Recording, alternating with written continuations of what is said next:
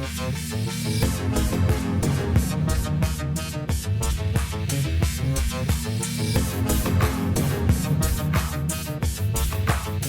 Sciforror Film Podcast.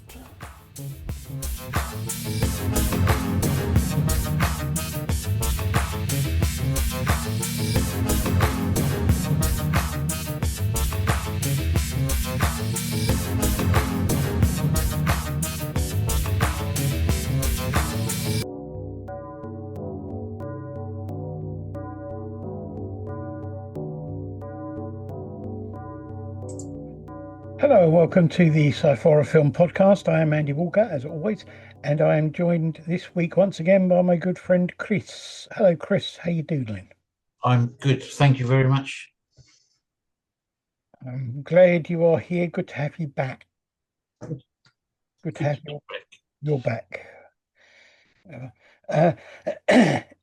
Oh, yes. Now, yeah. So this week we're doing science fiction again. And we got two short films, one incredibly short film, two short films, and a feature film, as always. So let's get into it. Okay. So the first film is from 2021, and this is a film called The Birth. Well, This is by Chicken Wing Productions. The writer and director is Caroline Locke, and the cast was Kimberly Ann Locke. There isn't a synopsis for this, and it's a very, very short film. yeah, I watched it. I went and watched it again because I thought I'd missed something, Right. and then realised that the runtime's 55 seconds. It is very, very short and very strange. Yes. Now, I suppose, I mean, it's kind of deemed science fiction due to the strange lights that happen while this woman's giving birth on what seems to be the top level of a multi-story car park. Yeah. Yeah. And the strange noises that happen at the same time. They're very science fiction-y sort of music-y noises. When she gave birth, I was expecting some kind of alien thing, like the thing out of the film Alien, or some kind of tentacled thing to appear. I wasn't quite expecting what happened at all. I'm not absolutely sure what it was. I think it's like it looked like a baby seal or possibly a walrus. Yes. It kind of looked like a bit like a child's cuddly dinosaur. Yeah. It certainly was. It looked like a cuddly toy of some kind. It was unexpected, and it did make me chuckle a little bit. Yeah. And it was odd. The effects weren't bad, and her acting wasn't that bad. Although my good lady wife did say there's a woman who's obviously never actually given birth. Yeah. But for a film that short, I think it wasn't too bad. It was. I didn't think there was anything there to either criticise or applaud. So short. Yeah. Yeah, I mean, if you're looking for a really, really short film to fill like a minute, then there's your answer. Yeah. All right, on to the second one, which is a bit longer. This is a film from 2018, and this is a film called A Tessellation. This is Ramsor Films. The writers were Samuel Brantley and Laura Hill. And the director was Matthew Ramsor. The cast is Maddie Keeling, Saskia Ling, Stan MacDonald, and Rachel G. Whittle. And the synopsis says, archaeologist Marcy Jones unearths a strange object that proves to be key to unspeakable horrors and answers she desperately seeks. Yeah. I mean, the story wasn't bad, but it wasn't totally unexpected. No, it was kind of predictable, but I thought the acting was okay. Yeah, yeah, definitely. Yeah. Uh,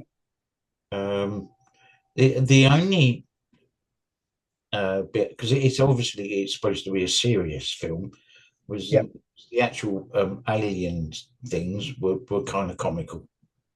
yeah. I'm not sure I would class them as unspeakable horrors. No, To be I honest, didn't have any. I didn't come across any unspeakable horrors in the no, film.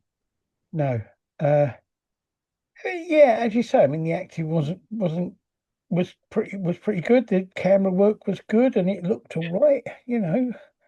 Um, it wasn't a complete. I mean, the fact that they set it up so much with like, oh, they're having a race doing Rubik's cubes, and then they find this thing, and you think, oh, I wonder if that's a puzzle that they've got to solve. Yeah. um, but the way they did the transition, I thought was good from when Yes. they solved the puzzle between the two worlds. I thought that was really well done. Um, but it was okay. It's a decent enough story. There wasn't much in it that made me think, oh, that's not good. I thought. Yeah, like you said, the transitions were good. Um, and yeah, the acting was good throughout. I didn't really get why the dad was in the second part, because he comes along into the middle of the desert, sees his 15-year older daughter, makes a comment about, oh, we've seen that before, and then I've got to go and get a flight. Yeah, I th I I thought, think I don't know. I wonder if he was there just to underline the fact that she was the daughter, in yes, case anybody wasn't totally sure. yes, of course, that adds a bit of continuity to it. Yes. But I'm Uh, not sure it was really necessary. Although I must admit, when she meets up with her mother again, and her mother doesn't believe it's her. yeah, To prove it's her, she gives her a completed Rubik's Cube. yeah, I mean, anyone could have one of those. yeah. The bit I really liked was when she goes out to the car to try and charge her phone. She's left the camcorder running, Yeah, and it plays a section she misses. yeah, that was quite clever. That was That was cleverly done. And then the effects of like the thing moving on the desk on its own was quite good. I mean, no, it's not difficult to do, but it looked quite good and worked quite well. yeah, But yeah, no, all in all, I thought it was a fairly decent short film. yeah, yeah. It was okay. Okay.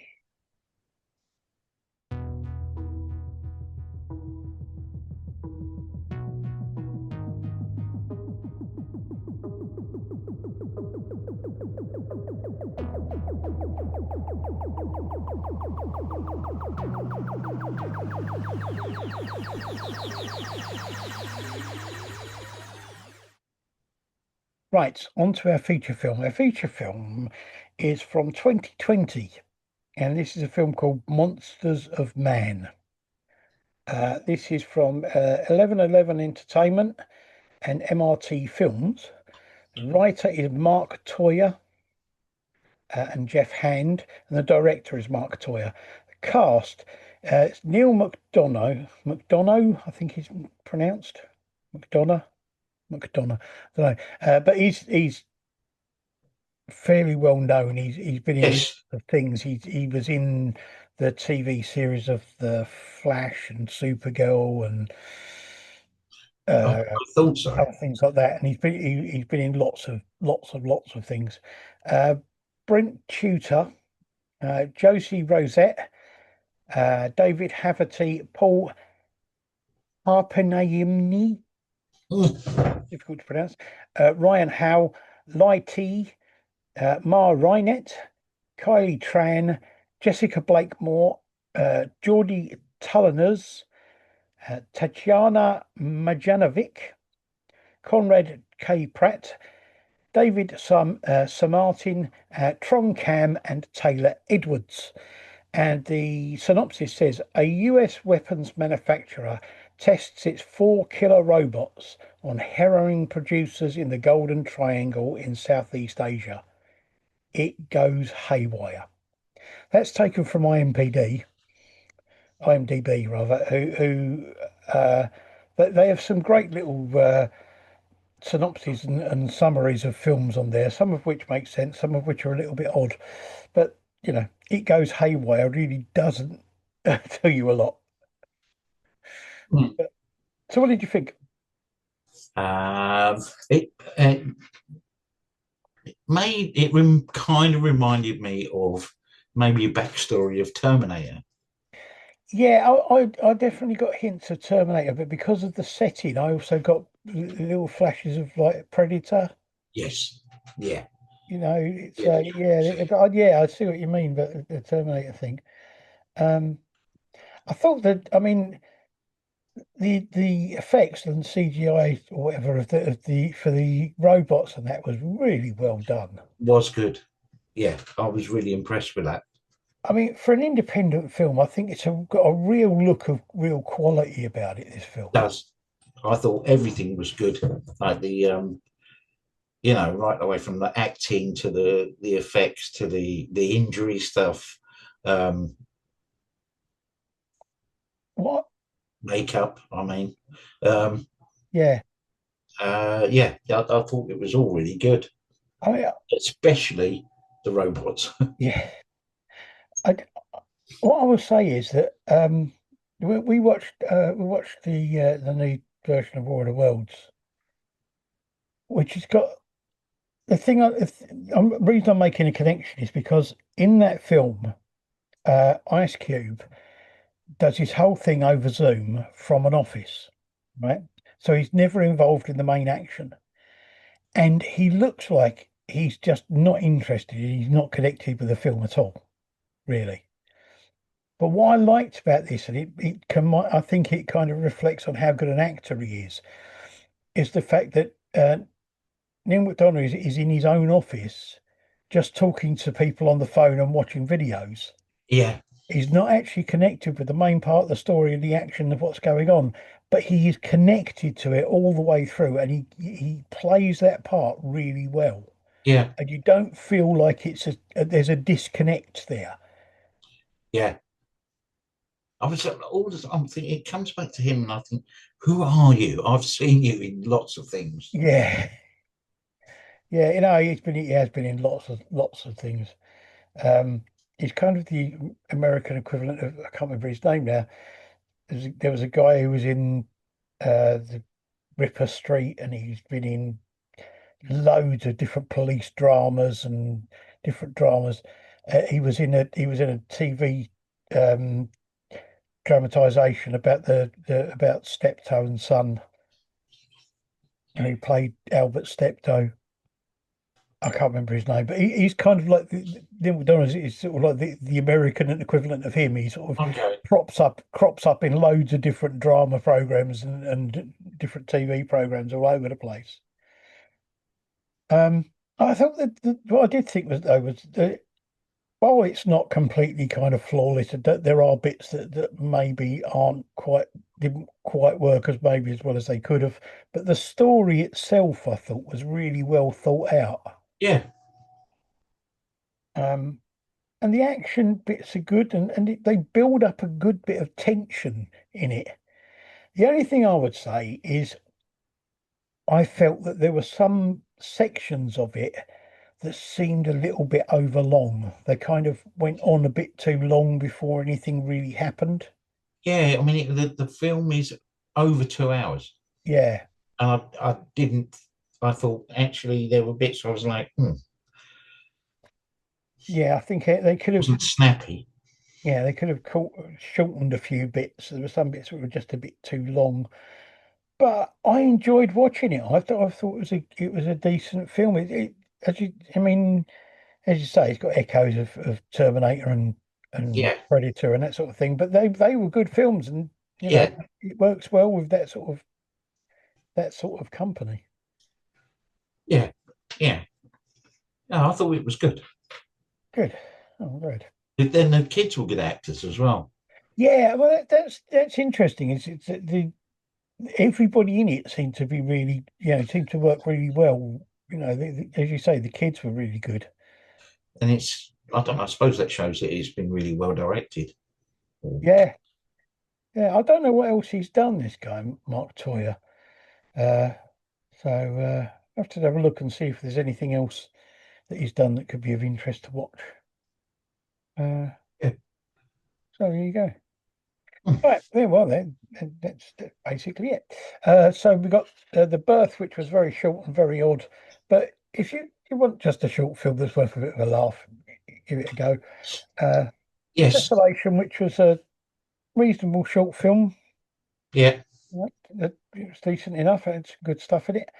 And Monsters of Man, which I think is actually worth a watch. If you were to, if it comes on the telly and you're in, sit down and have a watch of it because it's Yeah. definitely worth catching. Yeah. Okay, thank Jolly you good. very much for being on the Okay. show. Are you up to anything at all at the moment that anybody might be interested in? Uh, no, No? Oh, okay, just fair enough. work and pissing around with music at home, really. Oh, Yeah. that's fair enough. Yeah. There's nothing wrong in doing that.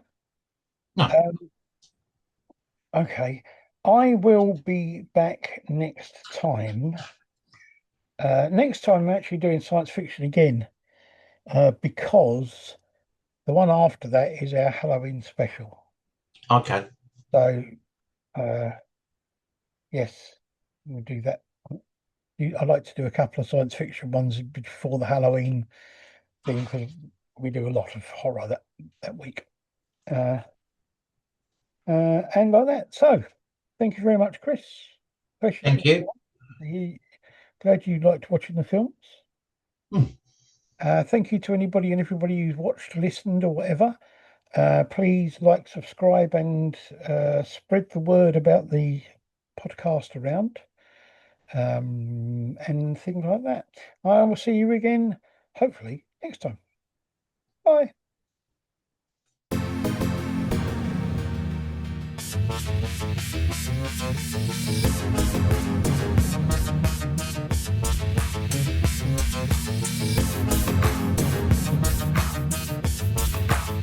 The Sciforror Film Podcast.